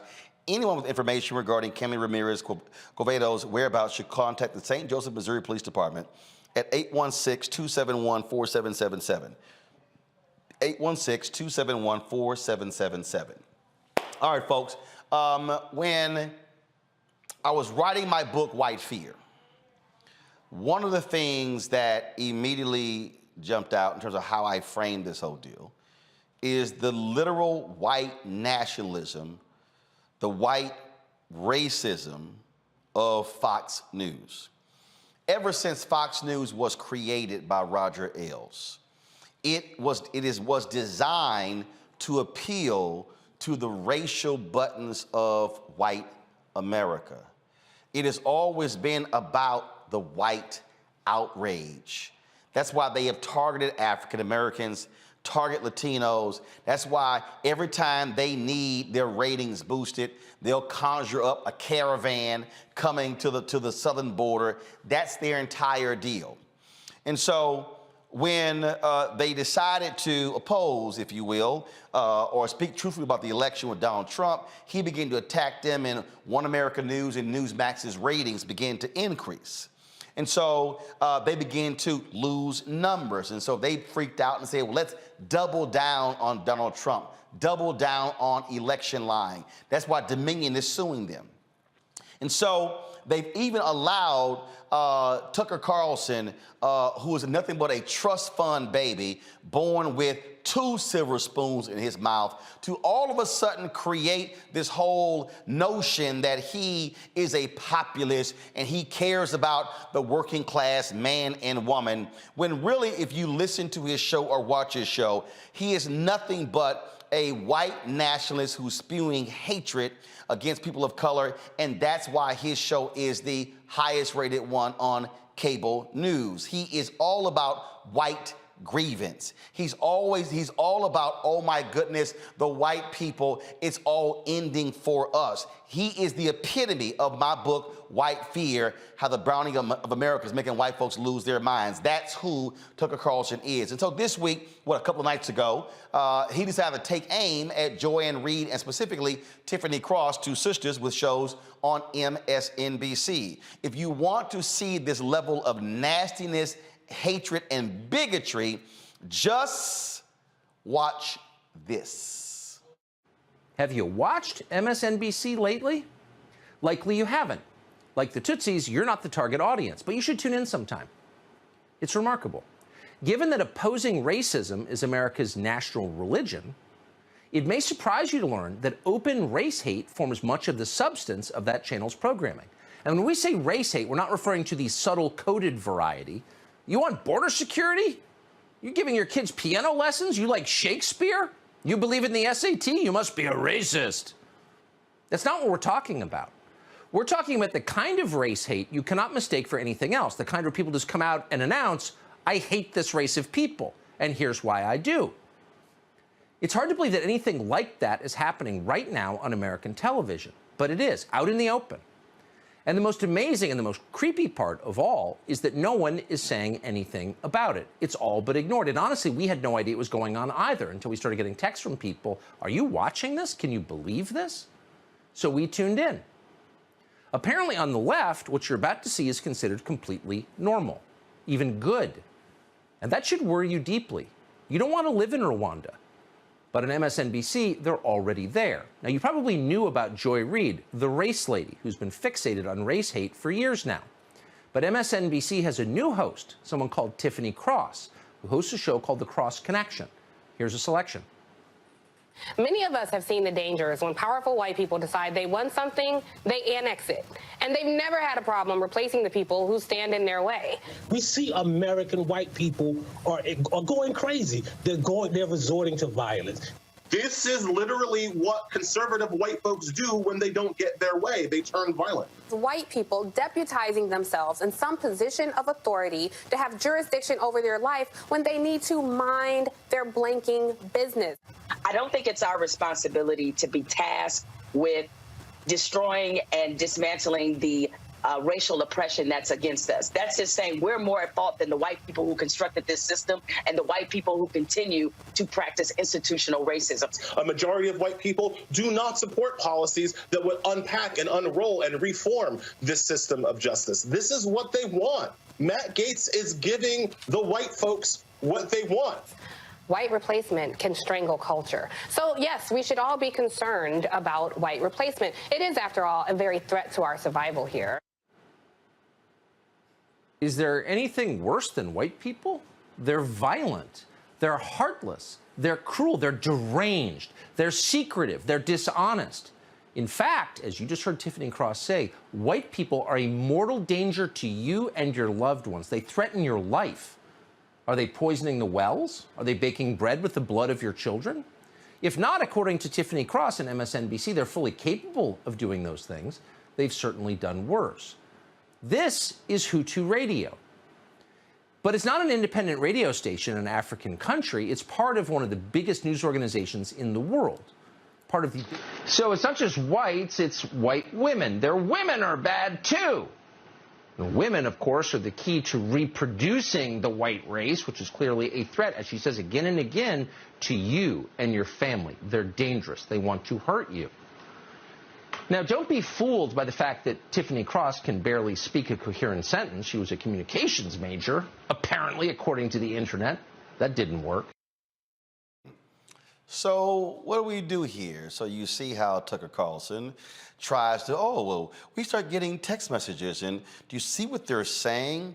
Folks, we have watched Fox News for years. We have watched as they have attacked black rappers and other groups, how Glenn Beck, when he was there, talked about how Obama hated white people. We've seen how that was the strategy. We've actually heard from people who used to work at Fox News talk about how their strategy absolutely is about appealing to the issue of race and driving this issue. This is what we have seen repeatedly. And so it's no shock they're doing this. I told y'all in my book, White Fear, that the whole point is, oh my goodness, how dare we? With the real anger of the Tucker Carlsons of the world, and Megyn Kelly, of course, the former right-wing zealot at Fox News who took a shot at Tiffany Cross as well, what they cannot stand is that we now have a voice. See, what bothers them, what bothers a Tucker, what bothers all of them, and in fact, Megyn Kelly even tried to say Tiffany Cross had a failed show, which I was very surprised by, because Tiffany actually has the highest rated show on MSNBC on the weekends. Megyn is the one who got paid $69 million to leave because she failed. Her show sucked at NBC. She didn't even last 2 years. And so what you have here are folks who literally cannot stand the fact that we are now hosting shows. We now get to give opinions. We now get to actually share our thoughts. See, I warned y'all back in 2009 this was going to happen. I told you as we move closer to 2043, you're going to see the vitriol increase, because it is a part of their rage machine to amp up their white conservative viewers to go, look at them, how dare they? Look at what they are dare saying, what's going on. We can roll the tape, and we literally do not have enough hours in the day to show you the kind of vitriol that we have heard come from Fox News since its inception, with its targeting of black and Latino people. Tucker Carlson is about driving the white outrage, which drives the cash registers at Fox News. There is profit in white rage. He is their leading prophet. That's who he is. And so when you understand that, then how do you counter that? For some reason, I've yet to see, and maybe y'all can let me know in the control room, I've yet to see a forceful reaction from MSNBC or NBC regarding the attacks on their host, Joanne Reed, Tiffany Cross. Now, Fox News, one of the things that they always did, they employed a very aggressive PR team. They pushed back hard when folks attacked Sean Hannity or Bill O'Reilly or Megyn Kelly. I don't understand why MSNBC and NBC is so quiet. Why they are unwilling to engage. See, I'll deposit this, and let me just help y'all out. One of the biggest problems, y'all, with progressives is they're scared to fight. See, no, that's we don't want to do that. That's just not how we do things over here. See, Fox News will viciously attack, and they will have all of their shows attack progressives. Oh no, we don't want to engage. See, that's why when that right-wing zealot Mark Levin 3 weeks ago on his radio show attacked me and said, Roland Martin will never invite me on his show. I did that night. It's been 3 weeks. He hasn't responded. See, I'm not willing to fight anybody on the right. Sean Hannity, I ain't scared of you. He's been running from me for a decade. Bill O'Reilly, running. Tucker Carlson, running. Laura Ingraham, running. Take your pick, all of them. Lincoln Kennedy over there, running. Greg Gutfeld, running. All of them, running.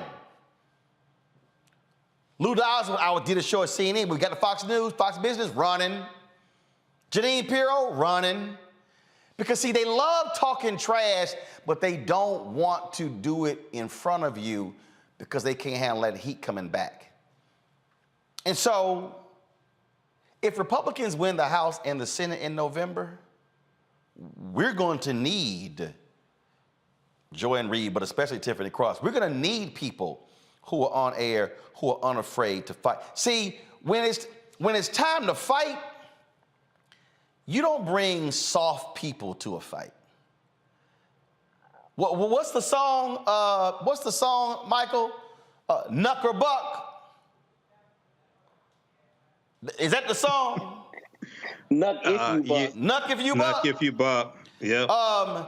MSNBC execs, NBC execs, y'all need to get some knuck or buck. Y'all need to wake up and understand what is going on here, because this thing is not going to get for the better. You got to have some folks who are willing to throw down and willing to fight, willing to swing. And I dare say, and let me be real clear, I'm not doing this commentary because I get invited on Tiffany's show. I'm doing it because I understand what is at stake. I understand democracy. I understand that we've got to have folks who are willing to fight, willing to engage, willing to do battle. There's a great story in the Bible of one of David's mighty men, and there was a field of lentils, and the people of Israel were like, man, look, that's a field of lentils. We gonna get that thing up. We ain't fighting over that. But there was a certain man named Shema. And Shema said, no, if God gave us this land, I'm fighting over it. And stood there and fought with both hands. Slayed them with both hands over a field of lentils. We've got to have modern day Shemas, men and women who are willing to go hard at Fox News, at Tucker Carlson, at white supremacy, at these domestic terrorists in this country. And we need folks who are modern day Shemas, who are men and women who are black, who are white, who are Latino, who are Native American, who are Asian. Because when you say this is a fight for the soul of democracy, no, what this is about is now the redefinition of America and becoming a more perfect union. And folk like Tucker and Fox News wants us to continue to be what we've always been. Now, this is game on. And we need warriors like Tiffany Cross on the battlefield. We got enough people on the sidelines watching. We need folk who are ready to swing. And her bosses and her network should have her back. Period. Real quick, thoughts from our panel before I go to my education segment. I'll start with you, Matt. I think you're right. I think we shouldn't be surprised that a paleo conservative who is often saying off-the-wall things did it again, particularly because we know he espouses great replacement theory. I mean, this is Tucker Carlson's forte. This is what Fox News leverages for the people that watch it. And you said it, profit is the motive. So I think you're 100% right. I think we need those people, and I think those people to fight. And I think the Democratic Party, to your point, we talk about it every week. They not only don't fight effectively, but they don't fight voraciously, and they don't fight for keeps. Republicans tell us at every turn what they're doing, what their plans are, and they fight no holds barred. And Democrats need to do the same thing. Nola? This is definitely a personal, it touches me personally as a guest on, Tiffany's show, and her professionalism and the important voice that she is for everyone in this country and beyond, but especially for Black women, I know what it feels like to have a powerful white man to try to tarnish your reputation. And I know what it feels like for, you know, these sorts of attacks, not in such a public sphere like this, but I do know what it feels like to have a colleague try to tarnish your professional image. And the dangerous part is that as Black people, you know, we are raised with this idea that we have to be 10 times better. And I would posit as a Black woman, let's multiply that by 3. So we have to always be mindful of our professionalism, how we present. And then we also have to always be mindful of our responses because, you know, we have to work in these environments where, you know, people have the trope of the angry Black woman. And so we always have to negotiate just how far we want to take it, how much of our authenticity we actually want to show up with.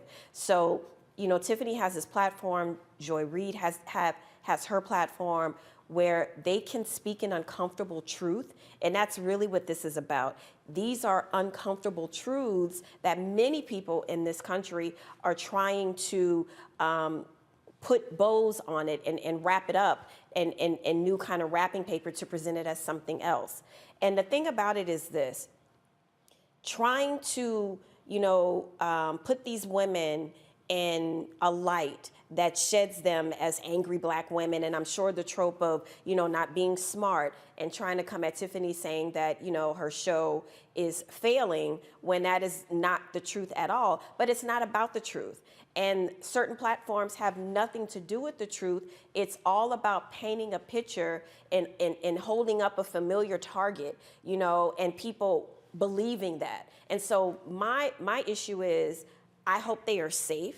At the very least, I hope that they are being provided some level of security because this has definitely endangered their well-beings in a way that just isn't fair. And that's not how it should be in a democracy like the United States. And it's not how it should be when you at work amongst colleagues. So I just hope that they are safe. Michael. Well, this is more white supremacy coming from what I call coup plotter TV or white nationalist TV. And, you know, Tucker Carlson is the golden child over there like Bill O'Reilly was. And it was the sexual harassment scandal, but the boycotts from about from a number of different civil rights organizations that work together to get 80 advertisers to divest from Bill O'Reilly's TV show, The O'Reilly Factor. And it got to the point where that show was not profitable and they canceled this show. I've said before, we need to go after Tucker Carlson's or Tuckums, as Joanne Reid calls them, go after his advertisers. And at the same time, you know, we really have to understand this is somebody who embraces authoritarianism. He embraces Viktor Orban of Hungary. He did a documentary of Viktor Orban. This is somebody who did that interview with Kanye West, and there were excerpts of the interview that were deleted that are being leaked out now as well, and they're pimping Kanye also. Fox News is extremely dangerous. It's Fox News who really propelled, the media outlet that really propelled the most to the forefront this anti-critical race theory, this fake attack on critical race theory, things like this. So this is extremely dangerous, especially in a midterm election year. So I watch Joanne Reid and Tiffany Cross as well. Hopefully they're safe, but we definitely need to fight back against white supremacists like little Tuckums. Indeed. So, and let me be real clear, y'all. MSNBC don't pay me. NBC don't pay me. I own this show. I control this show. And the bottom line is, if somebody's going to come after your people, you defend your folk, especially under that kind of vicious attack. The ADL, pull the tweet up, please. There was a response I saw. This will be the last comment. ADL, Tucker Carlson, has again used his platform to stoke racial tensions, falsely and dangerously accusing a Black MSNBC host of instigating a genocide against white people. His incitement and the trivialization of the Rwandan genocide must be forcefully condemned. I have not seen a tweet from MSNBC or NBC That makes no sense to me. Got to go to a break. We come back, our Education Matters segment, as a group fights to help folks with learning challenges get an education. We'll discuss that next on Roland Martin Unfiltered on the Black Star Network.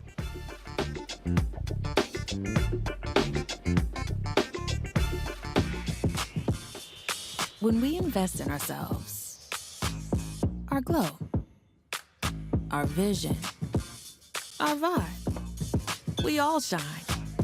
Together, we are Black beyond measure. You know what's on the ballot. It's not just legislation and policies we believe in. It's democracy. Our democracy. There's a choice on the ballot between freedom and fear, between cruelty and compassion, between chaos and community, between voting or violence. And the end of rights generations have fought for. The extremists have a plan, a roadmap for a nation where your voice is silenced and your vote is a memory, where they count their votes and cast ours aside. That's why this year, this fight, this vote is so important. Register, engage, volunteer, fight back against the disinformation and despair, and most of all, vote, because your vote is all that stands between our future and theirs. When we invest in ourselves, we all shine. Together, we are Black beyond measure. Hey everybody, it's your girl Lunel.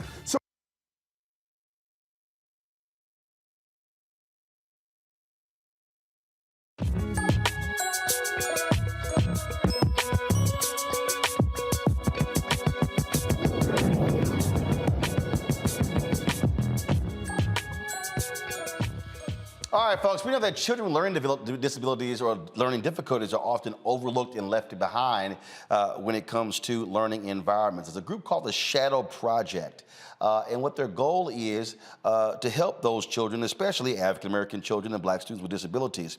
They're more likely to be restrained and excluded from general education classes. Therefore, they're based in Oregon. They're a nonprofit doing the work to offer children with learning differences support they need to thrive in school. Their mission is to make schools more accessible and engaging K through 8 with learning challenges like dyslexia, ADHD, autism, and trauma. Executive Director Sharon Juneman from the Shadow Project, she joins us right now. Sharon, glad to have you with us. What was the impetus for starting this? What caused you, others to say, you know what, we've got to make this a priority? Well, I'll tell you what, the reason why the Shadow Project exists is because children with learning challenges have so much potential to contribute to our society and to be successful. And right now, they're not being given that opportunity in school. Our schools are overwhelmed, and in the pandemic, kids with learning challenges fell even further behind than the general population. And our world is missing out. We are missing out on these children because they're in the state of Oregon. 40% of kids with disabilities do not graduate high school on time with a standard diploma. And so they're not even getting the opportunity to reach that basic education milestone. So the Shadow Project is partnering with teachers. We believe that teachers need more resources, more education, more support to teach kids who have learning differences like ADHD and autism and dyslexia, so that they can have their gifts recognized and encouraged and go on to achieve their dreams and their goals. First of all, how many places are you located in? Are you based in Oregon, but are you national? Do you have chapters? So how does that work? We are based in Portland, Oregon, and right now we're a small nonprofit. We're expanding. We support about 50 different schools in the Portland metro area in the Mid-Willamette Valley. But our mission and our goal is to be in all of the schools in the state of Oregon. We hear from parents and teachers all over the state who are saying, how can we bring the Shadow Project to our school because our kids need these resources? All right. And then how many children have you helped thus far? And what is your goal over the next 2 to 3 years? How are you looking to expand? Yeah, I mean, over the last 15 years that we've been around, we have supported over 15,000 students to improve their reading, become more persistent, and really believe in themselves and their ability to succeed in school and in life. But every year there's 80,000 kids in special education programs in Oregon, and so we have a goal over the next 4 to 5 years to serve an additional 10,000 students. So we want to expand and grow and eventually become a national organization. Cool. Questions for my panel. Nola, you first.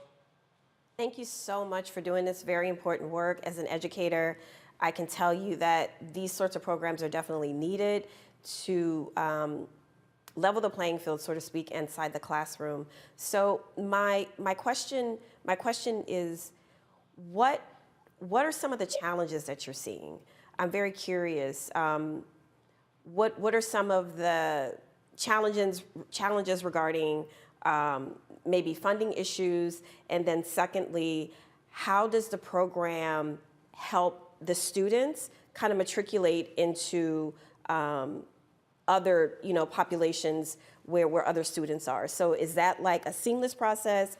Is that challenging? So I'm just curious about some of the challenges.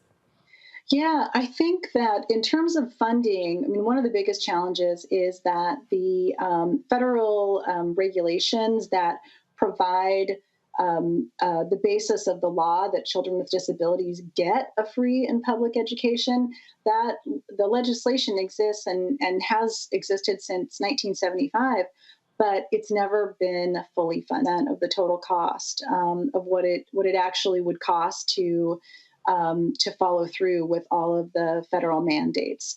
So funding is a huge challenge. But beyond that, I think that there's education and awareness. That's another huge challenge.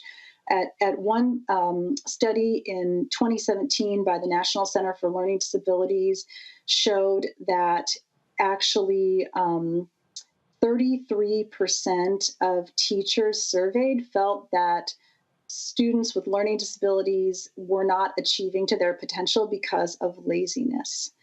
And that's so there's a stigma in our society, and there's stereotypes about people with learning disabilities, that if they just try harder, they could do it. And the fact of the matter is that kids with learning challenges are working hard every day. They're working 10 times harder than every other kid to achieve basic milestones. And what they need is to not have a one-size-fits-all education system. Our education system was not built to educate people with disabilities. And there's change slowly coming over time, but the change is slow and more change is needed. And schools need more resources because, a teacher might have 30 kids or more in the classroom, and the teacher's job is so hard to be able to know every student and to understand the individual things that child needs to succeed in school. That's where the Shadow Project comes in, because we bring in more resources. For example, one of the programs that we do is help schools build a sensory space, and then we train teachers and staff how to use it.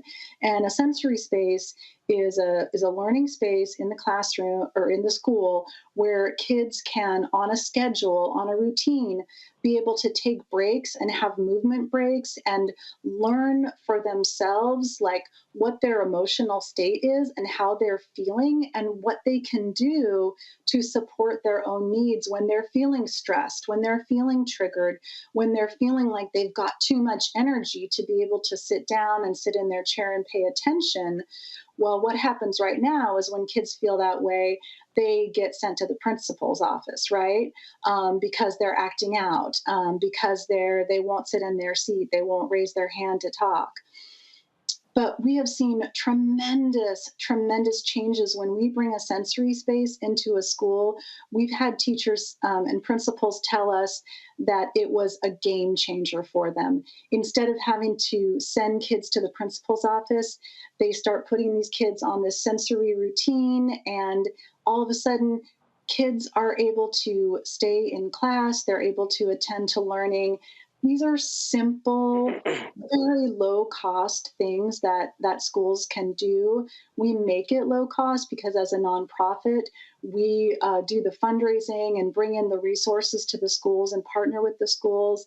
So, so a lot of these, societal challenges that we face, they're very hard to make change, but these resources that we're bringing in are very low cost and they're very effective.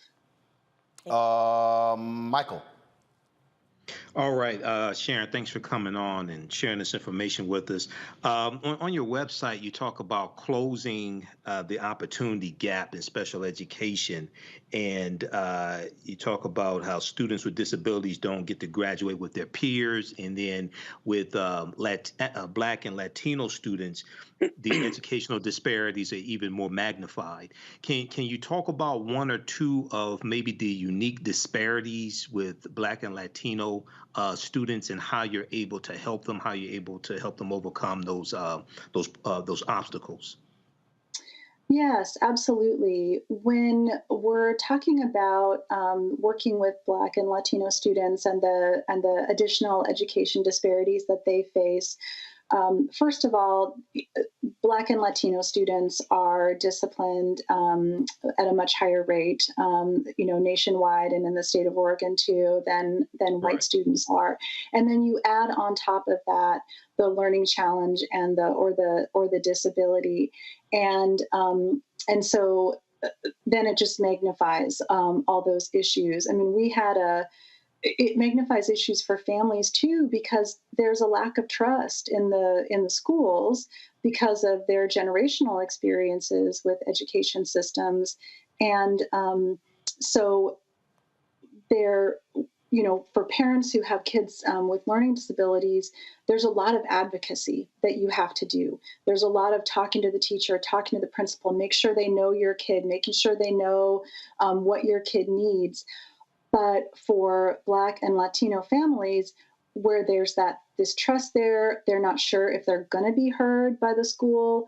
They may have not been heard before, so there's like, well, why should I try to do this because my voice wasn't heard before, and then so for some families as well, Latino families, like if they are undocumented, they may be afraid to engage with the school in that way and kind of go through that official process to get an educational diagnosis of a disability.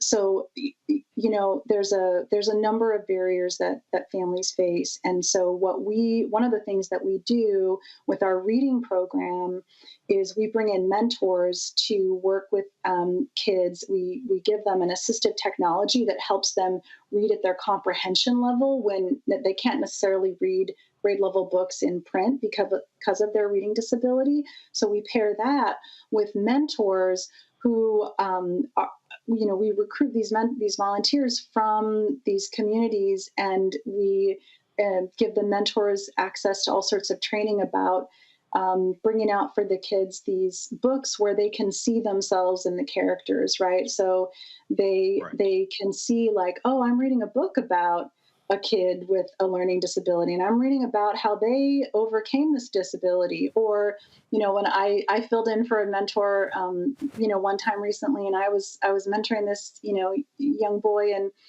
he was jumping all over the hallway. I was trying to get him to read, and I was like, okay, he likes to move. He's got this ball he's playing with. And I said, hey, you know what? Do you like basketball? Yeah, he likes basketball. Okay, well, let's look for some books about basketball. And I tell you, as soon as we found a book about basketball, he was reading. Right. He was sitting in his chair and he was reading and he was paying attention. He was engrossed in that book. And so these are the kinds of things, like when you get to know kids and you really take that time, then you can get them reading and you can capture their attention.